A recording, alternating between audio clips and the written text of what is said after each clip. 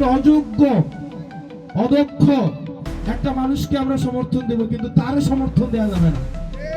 অযোগ্য প্রার্থী কারা আর যোগ্য প্রার্থী কারা সেটা ভোটের মাঝে ইনশাল্লাহ জনগণ জবাব দিবে। আর মাত্র 6 দিন বাকি জাতীয় সংসদ নির্বাচনের।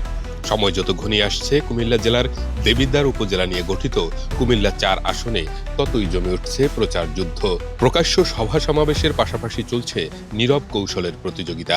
এর মধ্যেই পাল্টে যাচ্ছে ভোটের হিসাব। এই আসনে উচ্চ আদালতের শেষ আইনি লড়াইয়েও প্রার্থিতা ফিরে পাননি বিএনপি মনোনীত প্রার্থী ইঞ্জিনিয়ার মঞ্জুরুল হাসান মুন্সি।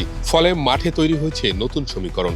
স্থানীয় রাজনৈতিক অঙ্গনে এখন আলোচনার কেন্দ্রে গণ অধিকার পরিষদের ট্রাক প্রতীকের প্রার্থী মোহাম্মদ জসিমউদ্দিন। শিয়া বাটার ও ভিটামিনে সমৃদ্ধ লিলি বিউটি সোপ, তারুণ্যময় উজ্জ্বল ত্বকের জন্য। বিশেষ করে ট্রাক প্রতীকের এই প্রার্থী জসিমউদ্দিনকে বিএনপি সমর্থন দিয়ে জোটের প্রার্থী ঘোষণা করার পর নতুন করে আলোচনার তুঙ্গে এখন দেবিদ্বার আসন। স্থানীয় সূত্র জানায়, মঞ্জুরুল হাসান মুন্সি ও তার পরিবার ইতোমধ্যে জসিমউদ্দিনকে প্রকাশ্যে সমর্থন দিয়েছে। এছাড়াও বিএনপি অভ্যন্তরীণভাবে জসিমউদ্দিনের পক্ষে কাজ করার নির্দেশনা দিয়েছে। মঞ্জুরুলের ভোটের মাঠ থেকে ছিটকে পড়ায় যারা স্বস্তি পেয়েছিলেন, তাদের অনেকেই এখন নতুন করে ভাবনায় পড়েছেন। সংশ্লিষ্টরা বলছেন, বিএনপির প্রার্থিতা বাতিল হওয়ার পর জোটের প্রার্থী হিসেবে জসিমউদ্দিনকে সমর্থন দেওয়ায় বিষয়টি ভোটারদের মাঝেও ছড়িয়ে পড়েছে। স্থানীয় ভোটার ও পর্যবেক্ষকদের মতে এখন মূল লড়াই হবে গণ অধিকার পরিষদের জসিমউদ্দিন ও জাতীয় নাগরিক পার্টির দক্ষিণাঞ্চলের মুখ্য সংগঠক 11 দলীয় জোটের প্রার্থী হাসনাত আব্দুল্লাহর মধ্যে।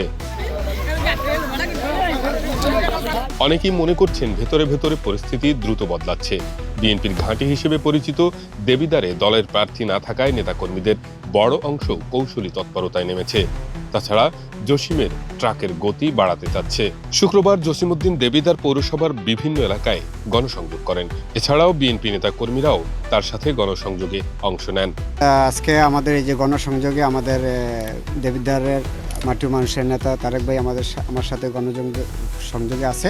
তো বিশেষ করে আমাদের যেহেতু বিএনপি দল থেকে মনোনীত প্রার্থী হিসেবে আমাকে জোট প্রার্থী ঘোষণা করা হয়েছে, তো সে জায়গা থেকে আমি আশাবাদী এবং ভালো সাপোর্ট পাচ্ছি বিএনপির থেকে। পরবর্তীতে লাস্ট পর্যন্ত আশা করি যে বিএনপি আমার পাশে থাকবে এবং আমাকে সহযোগিতা করবে।